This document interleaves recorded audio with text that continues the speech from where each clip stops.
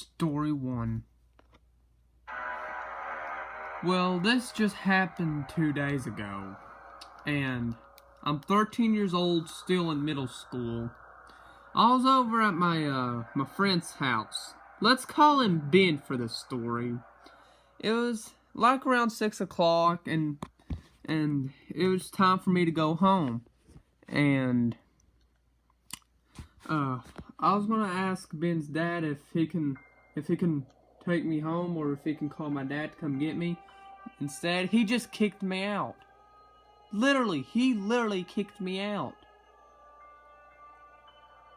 Ben's dad's never done that before in his life. He normally took me home, or he normally called me my dad. That's weird. But anyway, I was just out there waiting, because I figured he could have called my dad, but still, nothing. If I would have called my dad if I would have had my phone, but of course I didn't have my phone.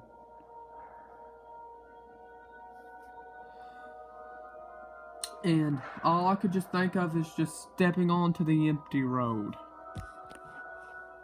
I knew this walk was going to take like an hour in my direction.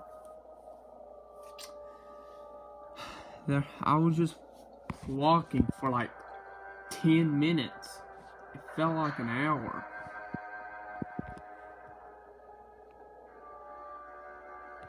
It felt like I was about to die from the cold wind and the snow hitting the ground. And finally, a truck literally pulled over.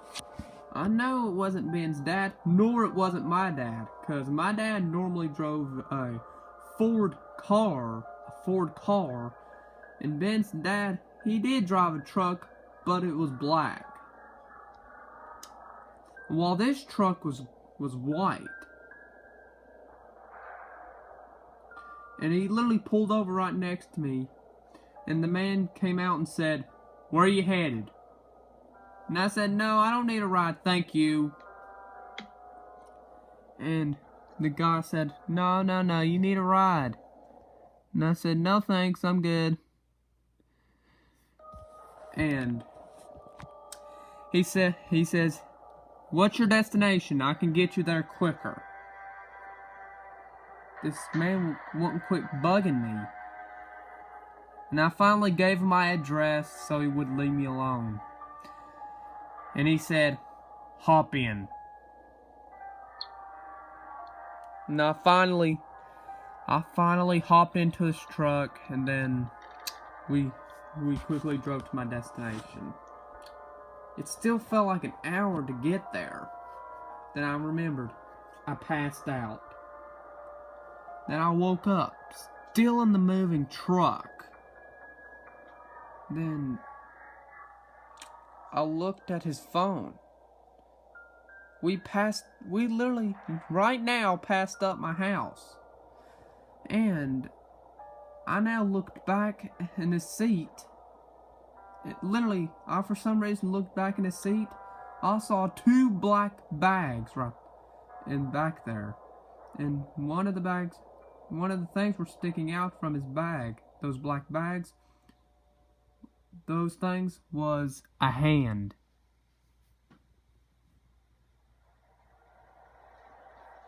I felt like throwing up. That's when I knew I needed to get out of this truck. That's when I opened the door and jumped out of the truck. And then that's when the man stopped the truck, and then I ran. I knew it was snowing, the road was really slick, and I was just praying to God that I do not slide. And the man slid on his first run, and he was struggling to get up. That's when I knew I had to run home. So I ran home, and I was begging my dad to please let me in.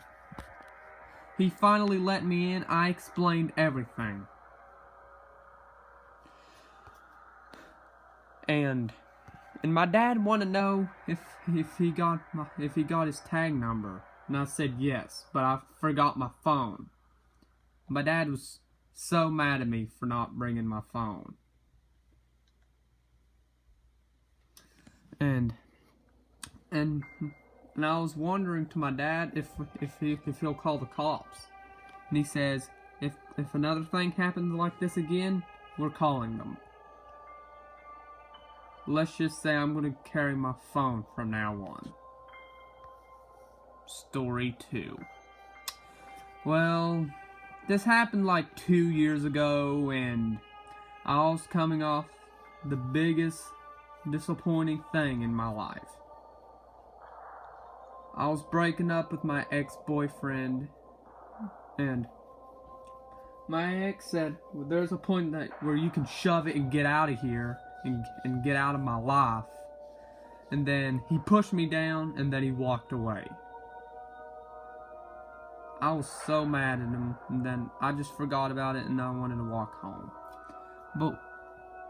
But when I was walking home, I saw a man in his late 40s or 50s walking around as if he was a vampire, and if nobody can't stop him.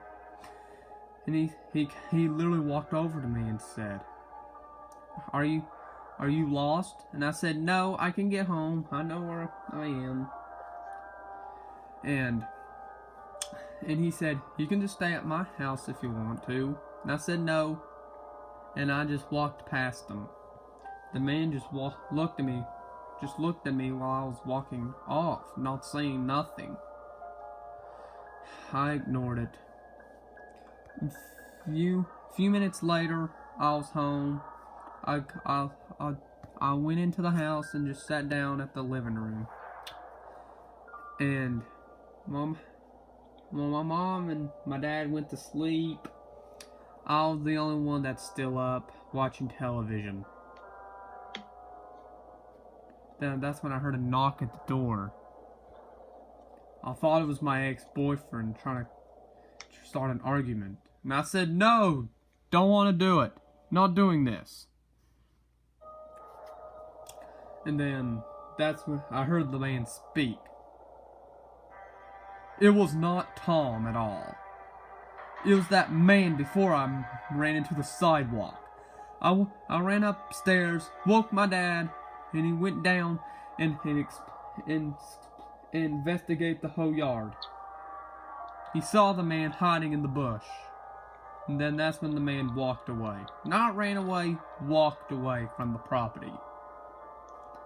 And then nothing ever since happened. It's been 2 years now. We called the cops, and the man was never identified.